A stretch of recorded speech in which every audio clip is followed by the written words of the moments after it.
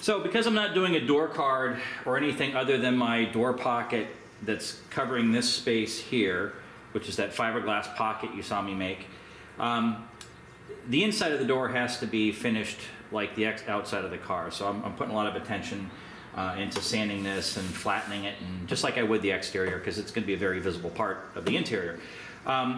These little dots, so what these are is, for those of you who haven't worked on these cars, the door is comprised of a couple of skins that are basically laminated together at the time of production. So you receive the door obviously whole, but there are two pieces laminated together. There's a hollow space in between those two panels. I opted to fill that with an expanding foam, and after having the doors on the car, you know, for a couple of weeks or so, and you close it, and it kind of has a little bit of that hollow sound. I think that's just inevitable. They're lightweight doors, but I wanted to see if I could, you know, create a little more solid sound to it, and also just a more rigid feel to the touch on the inside. So I drilled some 3/8 inch holes. There's a rib that runs along the inside here. I drilled some 3/8 inch holes and injected it with expanding foam, the kind of great stuff, that stuff, expanding foam. I use a lot of it. I've used a lot of it in model making and fiberglass forming. In this case, I'm specifically using it to fill a gap and to create a deader sounding door. It's very, very important that if you do opt to do something like this, that you go with the low expanding foam. It's traditionally used around doors and windows so it doesn't push those out of shape, because expanding foam actually expands with quite a bit of energy, and it would deflect the skin, the exterior door skin, to the point where it might actually be noticeable. The low expanding foam, though, is a little denser and doesn't seem to expand. Well, it doesn't expand as much, and it was perfect for this application because you're only spanning about a 1/2 inch gap. But the end result is the door absolutely feels a little more solid when you close it. There's a little less resonance at the end of each close. So happy I did it. I filled the holes with filler, and I'm going to do another coat on it to make sure they're absolutely smooth. And now I'm going to continue on with sanding everything and getting it prepped for primer.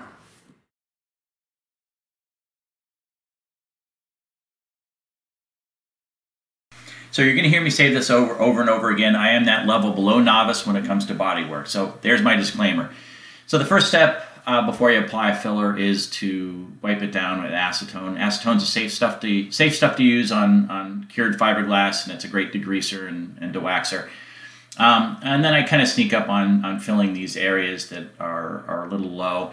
I do this both on the passenger side and the driver's side. That fender needed to be swelled out a bit to meet where the door connects. And then I move on to filling the door itself on the driver's side, which is the one that needs a lot more attention.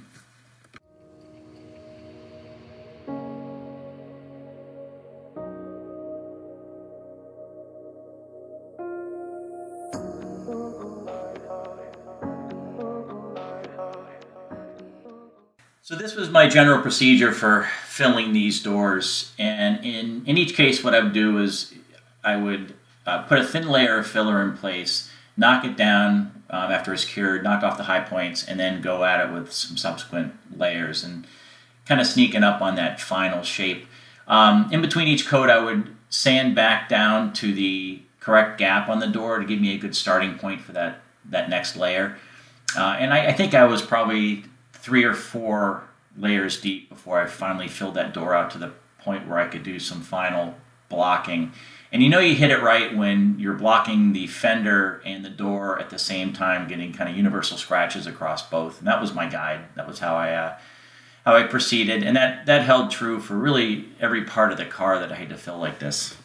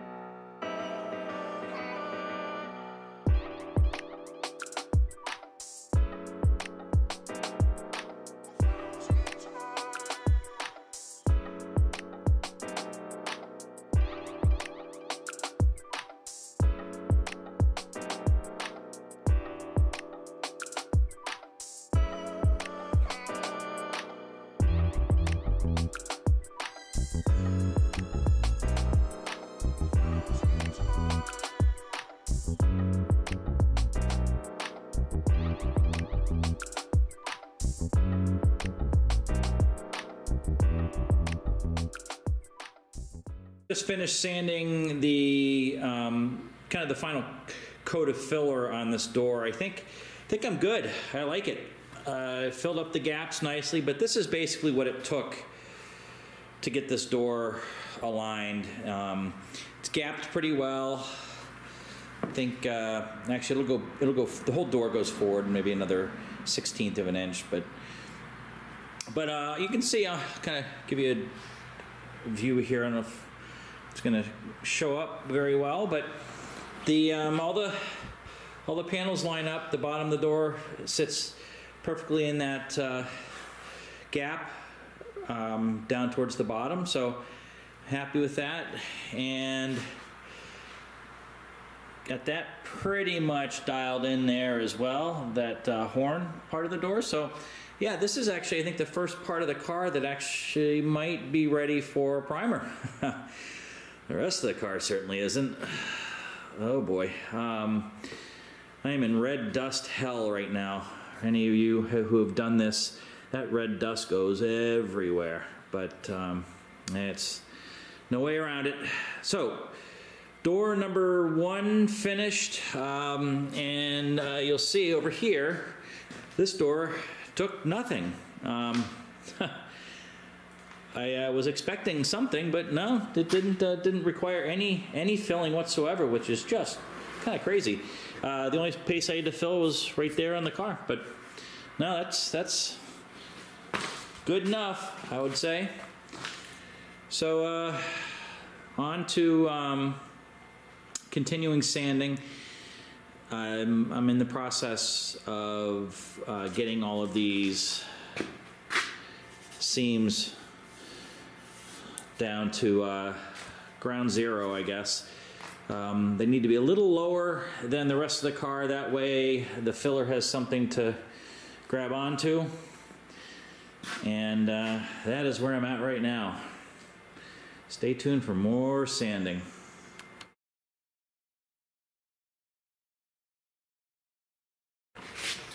So I gotta confess, I have a little bit of confusion around how much of this wheel arch you're supposed to take off. I have, like most, have seen the videos that Factory 5 posts on some of the body work, and one of the things they talk about, and they do it in great detail, is removing a good section of this lip where it rolls under the edge all the way around here. And I did, you know, based on what I saw them doing, they were removing, you know, quarter of an inch, 3/16 of an inch, which made this edge much thinner. I actually like the way it looks with a little more meat here where it rolls over, and so I ended up taking about 1/8 of an inch off. I did it with a grinder. I had more control doing it that way, kind of sanding it to shape as opposed to cutting it to shape. I'm not really sure if this is going to come back to bite me in any way. I can't imagine how it would. So what I did is I removed about 1/8 inch, and now I'm sanding kind of a nice even radius all the way around it. I like the way it looks, and I'm going to leave it that way until maybe I get a great comment or two telling me that this is a horrific mistake. Got a little ways before I go to put the primer on this, so I got some time to listen to comments, and so I guess I'm seeking advice. But as it stands right now, I do like the way this looks.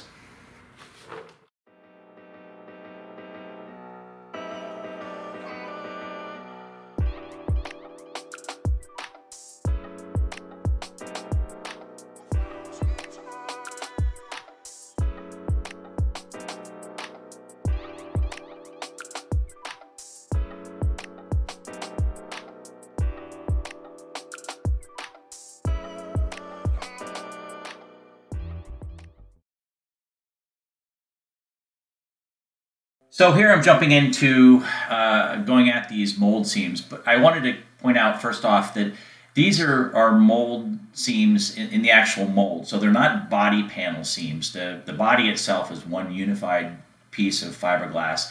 These mold seams simply represent the parting lines between these sections of molds that are pulled apart to pull the body out.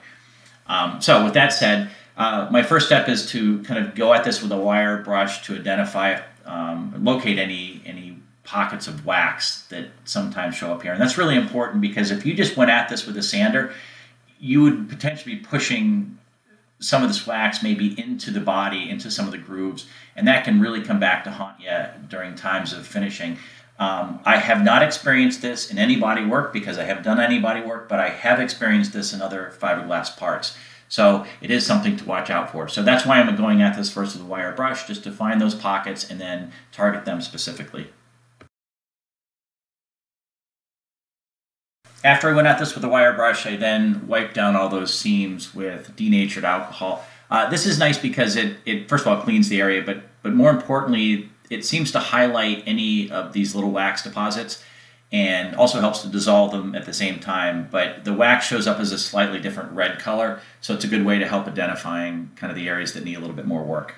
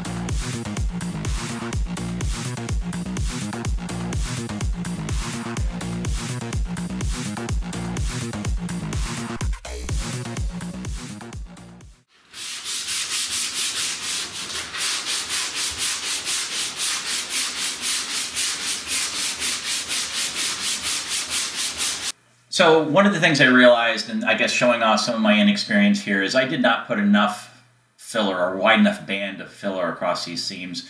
When I started sanding them down, I realized that I really couldn't feather in enough to kind of make this a nice smooth transition between the two seams here, or the two panels, I should say. If I could do this over again, I would have put a thicker, or I think a broader layer of filler on this first approach. So what it did mean is I had to do probably a few more steps than I needed to by adding a wider swath later on.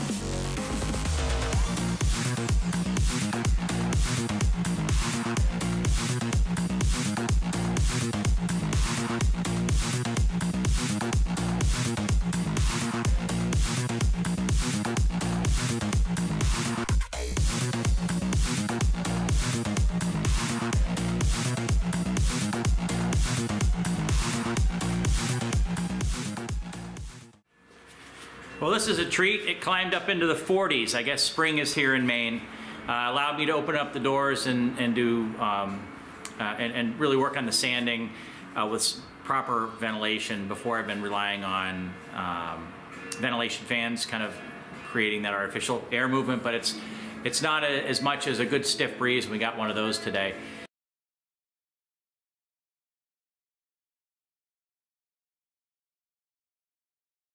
So yeah, I'm in the middle of sanding this down. I think one of the things I'm learning is I need to be a little more careful with my application of filler over these mold seams.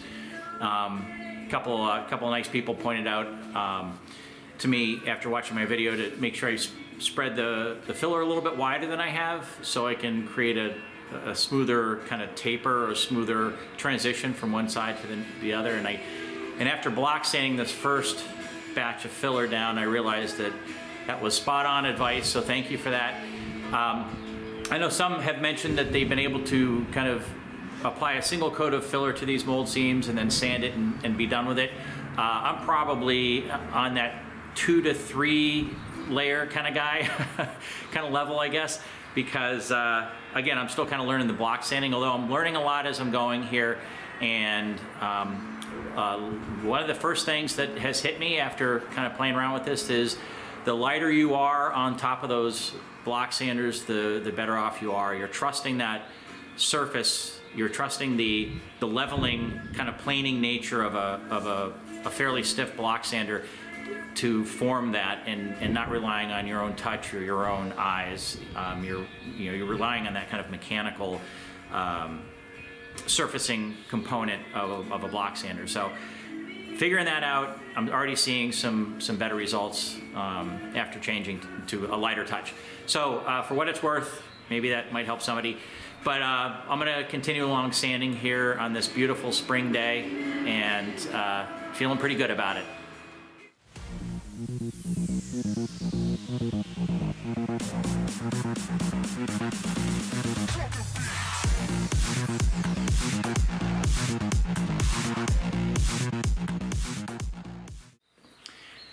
So I decided to take a little break from sanding and maybe fill in a little bit on what I'm using for a block sander, because I labored over this a little bit. I kind of went back and forth.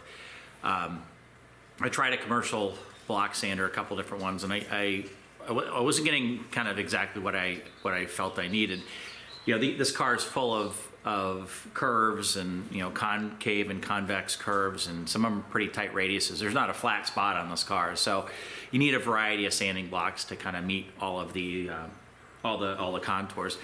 So it's taken me a little time kind of figuring this thing out as I'm going along here, but one of the things I'm learning about the sanding block, the use of a sanding block to flatten the surface out, is you need to find a block that kind of just barely bends to meet that radius. So you don't want something that just kind of falls onto the radius without any effort, because then it tends to be a little too soft, and it ends up kind of undulating and following the car as opposed to kind of carving its own path. You know, anybody that's done any woodworking, you know, using a hand plane, you're relying on that flat surface of the plane to that flat surface to telegraph to the surface you're working on, or to, you know, so kind of the same approach here. So these are the sanding blocks that I'm using.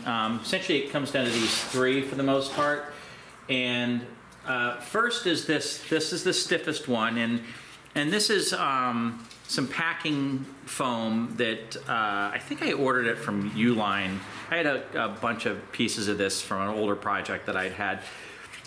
In this case, what I did is I took a piece of 1/8" hardboard and glued this foam onto it simply to use as a handle, and then I glue the sandpaper to the hardboard. This is the stiffest of my sanding blocks, and it definitely it takes some energy to bend this. I mean, I can bend it a little bit, but it doesn't want to. And this has been perfect for areas like this, where big flat surface. It's definitely a compound curve here still, like everything on this car. But you know, in this case, I'd be kind of going back and forth in this approach. This is what I've seen.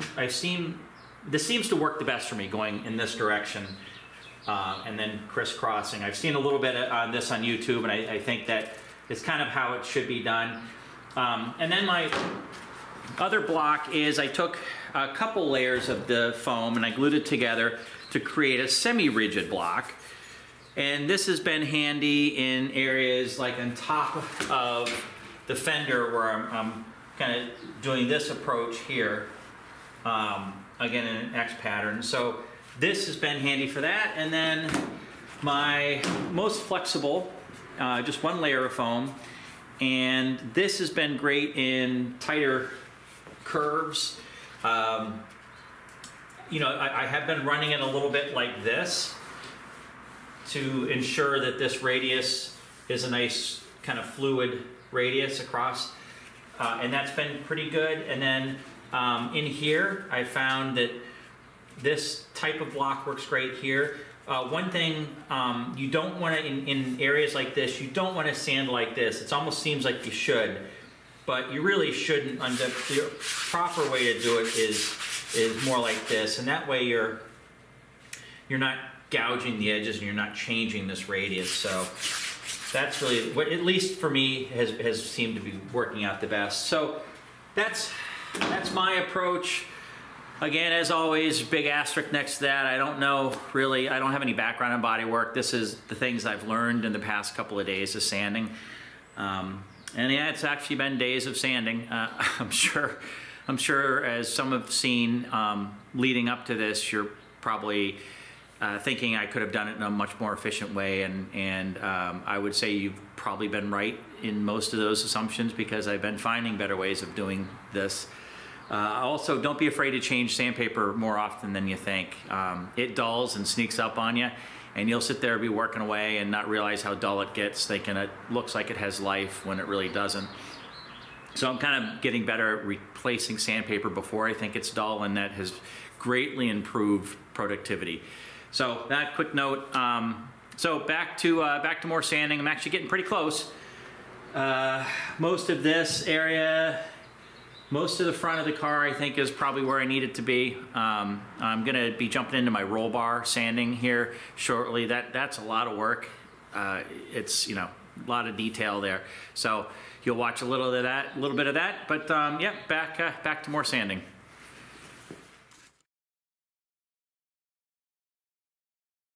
I suspect many of you probably won't find this as interesting because, well, I don't think many of you will be sanding on a roll bar like I'm going to. But this is to be a painted piece, so it needs to kind of go along the same prep path as the body does, you know, kind of moving this closer towards priming. But this was a challenge because I'm sanding on metal, so I'm filling, you know, filler on top of metal, and the issue I'm running into here is that the metal, it resists sanding quite a bit, so you have to be very light on the touch, otherwise you sand divots into the filler and the metal stays proud. So that was a little bit of a learning exercise.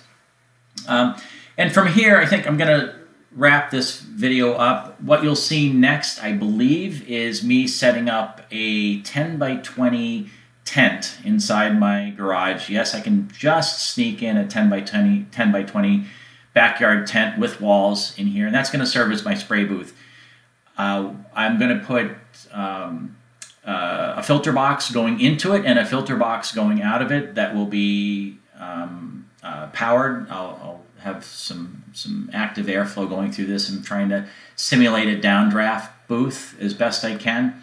And it'll also allow me to better heat this environment, and I'm kind of working on that part of it now. So stay tuned for that part of the build. Thanks for watching. Have a great one.